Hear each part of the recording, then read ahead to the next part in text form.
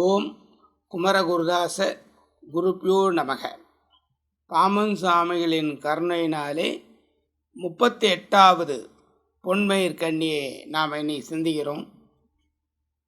ஆராய ஒன்னா அகண்ட சிவனுக்கு எனது பூராயம் எல்லாம் போதிப்பாய் பொன்மையிலே. ஆராய ஒன்னா அகண்ட சிவனுக்கெனது பூராயம் எல்லாம் போதிப்பாய் பொன்மையிலே.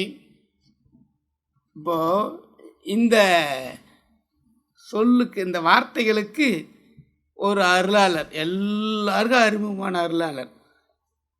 ஆனால் அவரை பற்றி யாருமே யோசிக்கலை. நீங்கள் பாருங்கள், பாலன் தேவராய சுவாமிகள், இவரை பற்றி யாராவது எங்காவது யோசனை பண்ணி ஏதாவது செய்கிறாங்களா அப்படின்னா எனக்கு தெரிஞ்சு தெரியல. யாராவது பாருங்கள். கந்தசஷ்டி கவசம் ஒரு மந்திர நூலாக நமக்கு அமையுது.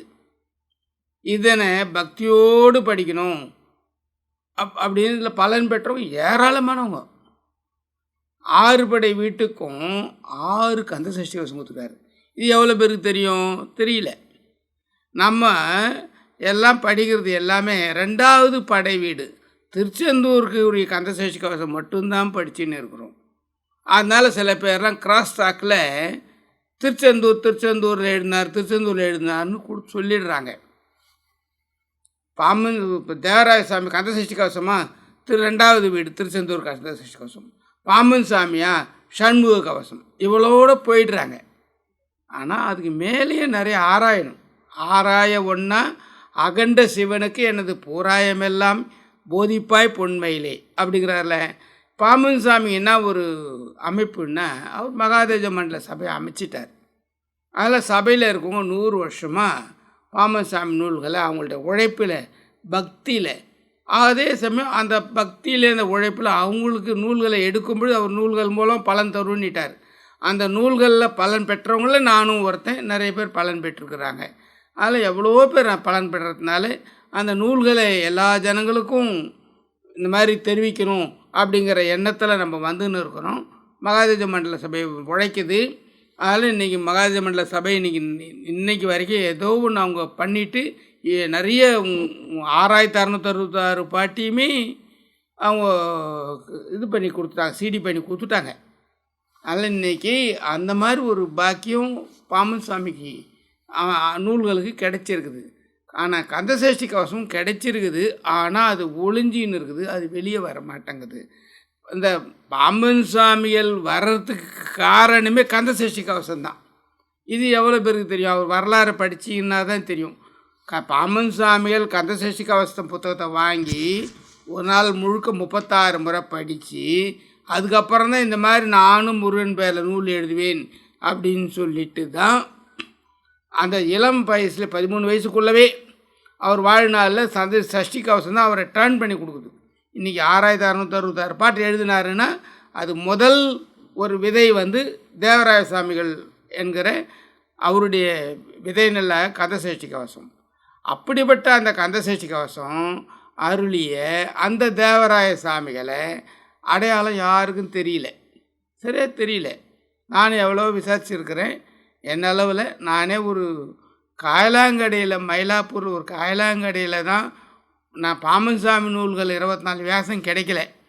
இதை தேடின்னு இருக்கும் பொழுது மயிலாப்பூர் யாராவது போட்டிருப்பாங்க எடுக்கலான்னு இருக்கும் பொழுது அப்போ 6 கந்தசஷ்டி கவசம் கிடச்சிது. அப்போ தான் பார்க்குறேன் 6 கந்தசஷ்டி கவசம் இப்படி இருக்குதா அப்படிங்கிறது அப்போ தான் பார்க்குறேன். ஒரு 5 வருஷம் முன்னாடி. அது முன்னாடி வரைக்கும் எனக்கு கூட 6 கந்தசஷ்டி கவசம் தெரியாது.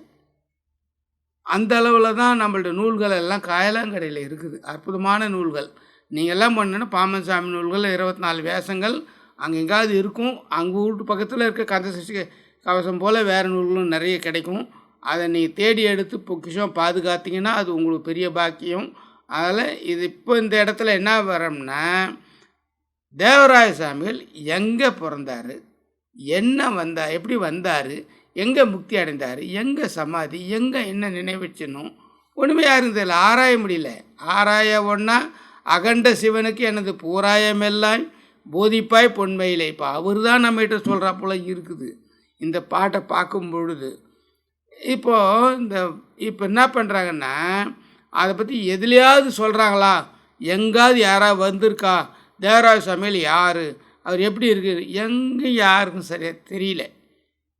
சங்க காலத்தில் இருக்க அருளாளர்களை நம்ம சொல்கிறோம், காரைக்கால் அம்மையாரெல்லாம். அதுக்கு முன்னாடியெல்லாம் 10ஆம் நூற்றாண்டுக்கு முன்னாடி வாழ்ந்த நாயன்மார்களெல்லாம் நம்ம அடையாளம் காமிச்சு சொல்கிறோம்.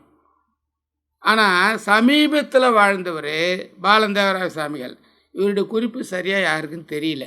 தினமலரில் இதழில் கொஞ்சோண்டு வந்திருக்கு, அவங்க கொஞ்சம் ஆய்வு பண்ணி கொடுத்துருக்குறாங்க. அந்த ஆய்வு அது தான் நான் உங்களுக்கு சொல்கிறேன். அதில் சொல்கிறது ஓரளவுக்கு கொஞ்சம் கரெக்டாக பொருந்தி வராப்பில் இருக்குது. வேறு குழப்புறாங்க. ஆனால் தினமலர் மட்டும் கொஞ்சம் ஓரளவுக்கு தெளிவாக கொடுத்தாப்புல தெரியுது. பழனி மலைக்கு சுற்றி வர்றாரு கிரிவலம். அப்படி சுற்றி வரும்பொழுது அங்கே வறுமையிலையும் விரக்தியிலையும் நிறைய பேர் அந்த மக்கள் இருக்கிறத இவர் பார்க்குறாரு. முருகா, இவங்கெல்லாம் இந்த மாதிரி கஷ்டப்பட்டு இருக்காங்களே, நீ இங்கே தான் உங்ககிட்ட தான் முன்னாடி காலடியில் தானே மலையாரத்தில் தான் இருக்காங்க, அவங்களுக்கு உன்னுடைய கருணை எதாவது வேணாமா, நீ ஏதாவது அனுகிரகம் பண்ணு அப்படின்னு இவர் மனதில் வேண்டிக்கும் பொழுது அவர் தூங்கிடுறார். வேண்டிக்கிட்டு தூங்கும் பொழுது கனவுல தான் முருகன் வர்றாரு, இறைவன் வர்றது. இவருக்கும் கனவுல வந்துடுறாரு. இவங்களுக்கு எல்லாம் என்ன தேவையோ அந்த பிணிகளெல்லாம் கிளியர் ஆகிறதுக்கு, உன்னுடைய எண்ணம் ஈடேறுவதற்கு, பிணிகள் முதலான அனைத்தும் உபாதைகளும் விலக அதற்கு வழி உன்னிடம் உள்ளது அப்படின்னு பழனியாண்டி அவருக்கு சொல்கிறதாகவும், அதனால் உலகில் உள்ளோர் அனைவரும் மந்திரமாக ஓதி இன்புற்று வாழும் வகையில் செந்தமிழில் பாடு என்று ஆசி வழங்குறாராம். அது பழனியாண்டி. அதன் பிறகு தான் பரவசத்துடன் இவர் எழுந்து தேவராய சுவாமியில் எழுந்து சரவணா போற்றி சண்முகா போற்றி அப்படின்னு சொல்கிறாராம். சொல்லி வேண்டிட்டு அதுக்கப்புறம் இவர் என்ன பண்ணுறாரு, திருவரில் வேந்து போற்றி பாமாலை சூட்டுகிறார். இதனை சிந்தை கலங்காது 36 முறை ஓதி ஜபம் செய்து திருநீறு அணிய எல்லா நோயும் நீங்கும் என்று என்றும் இன்பமுடன் வாழ்வார் அப்படின்னு சொல்லிடுறார். இவர் கடைசியில் எங்கே பிறந்திருக்கிறார் அப்படின்னு பார்த்தா தொண்டை மண்டலம்னு கொடுக்குறாங்க. தொண்டை மண்டலத்தில் எங்கேன்னு பார்த்தா வள்ளூர்னு சொல்கிறாங்க. தொண்டை மண்டலத்தில் வள்ளூர். சரி, இவருடைய அப்பா பேர் என்னென்னா வீராசாமி பிள்ளை.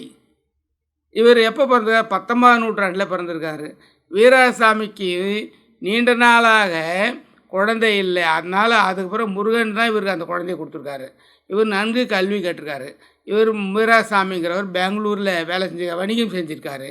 அங்கே திருவாடுதுறை ஆதீனத்தில் பெரும் புலவராக இவர் தேவராய சுவாமிகள் வாழ்ந்திருக்காரு அப்படின்னு கொடுக்குறாங்க. மீனாட்சி சுந்தரம் பிள்ளைக்கு இவருக்கும் தமிழ் இலக்கிய தொடர்பு அறிவு கொஞ்சம் வளர்ந்துருக்கிறதா அதில் கொஞ்சம் கொடுக்குறாங்க. தணிகாசல மாலை, பஞ்சாகர தேசிகர் பதிகம், சேட மாலை, அதை முதலிய நூல்கள்லாம் இவர் தேவராய சுவாமிகள் எழுதியிருக்காரு அப்படின்னு சொல்கிறாங்க. அப்போ அந்த நூல்கள்லாம் என்னதுன்னு நீங்கள் அடியார்கள் ஆராய்ஞ்சு பார்க்கணும். ஆராய ஒன்றா அப்படின்னு சொல்லும் பொழுது அந்த ஆராய வேண்டிய இடத்துல நம்ம இருக்கோம். அறுபடைக்கும் கவசம் எழுதியிருக்காரு. அந்த அறுபடை கவசத்தையும் நம்ம பார்க்கணும். அத்தோட முருகன் அடியார்கள் அனைவரும் படிக்க வேண்டும் அப்படின்னு சொல்கிறது. அதனால் அவங்களுக்கு மகனாக நான் இருக்கிறேன் அப்படின்னு கருதி தான், வள்ளியம்மனுக்கு மகனாக நான் இருக்கிறேன் அப்படின்னு கருதி தான் பாலன் தேவராயன் பகர்ந்ததை அப்படின்றாராம். அதனால் இவரே வள்ளியம்மன் மகனாக இவர் மனசில் கருதி தான் அந்த பாடலை எழுதியிருக்கார். அந்த என்ன உணர்வில் எழுதியிருக்கார் அப்படிங்கிறத அதில் குறிப்பிடுறாங்க.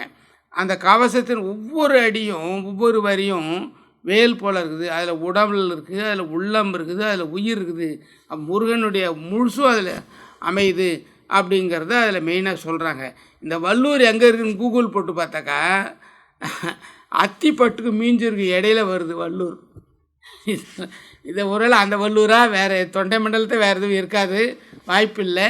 அந்த ஊரில் இருந்தால் அந்த வீராசாமி இந்த நூற்றாண்டுன்ற பொழுது அந்த வள்ளூர் எங்கே இருக்குது, அந்த வீராசாமி பிள்ளை வீடு எது, அவங்க சொந்தக்காரங்க யார், அங்கே ஒரு மணிமடம் ஒரு ஆச்சாவது கட்டுவாங்களா, ஏதாவது நினைவிடம் உருவாக்குங்கள். 5,00,000 பேர் கந்த சஷ்டி கவசம் படிக்கிறாங்க.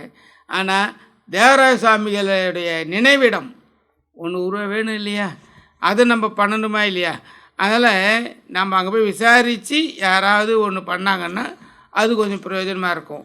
ஆராய ஒன்றா அகண்ட சிவனுக்கு எனது பூராயமெல்லாம் போதிப்பாய் நீ பொன்மையிலே அப்படின்னு சொல்லும் பொழுது இந்த திருச்செய்யுளுக்கு இந்த அருளாளர் நமக்கெல்லாம் அருள் புரிஞ்சு இதை நல்லா பண்ணினாங்கன்னா நல்லா இருக்காங்க. வள்ளூர் அனல் மின் நிலையெல்லாம் இதை உருவாக்குனப்பெல்லாம் எனக்கு ஞாபகம் இருக்குது.